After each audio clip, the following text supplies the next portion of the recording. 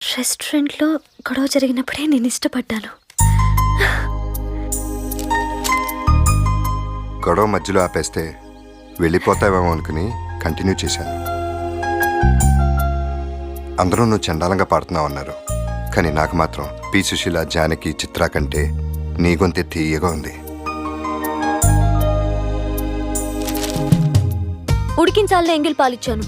నిజంగా ఉడుక్కుంటావు అనుకోలేదు. సరసానికి రమ్మని ప్రేమగా పెదాల్ని తడిచేశాను. ఎంగిల్ పాలు తాగలేదు. ఎంగిల్ పెదాల్ని ముద్దాడలేదు.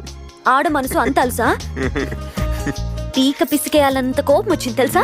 ఆడ మనిషి మగ మనిషిని వేరుగా ఉంటారు కానీ ఆడ మనసు మగ మనసుని వేరుగా ఉండవు కదా. ఆ మనసులు కలిస్తే ఈ గొడవలు ఉండవని ఇప్పుడే తెలిసింది. నిన్ను కంట్రోల్లో పెట్టుకోవాలనుకున్నాను. అది తప్పే.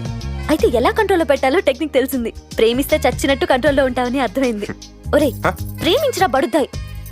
ఇట్లు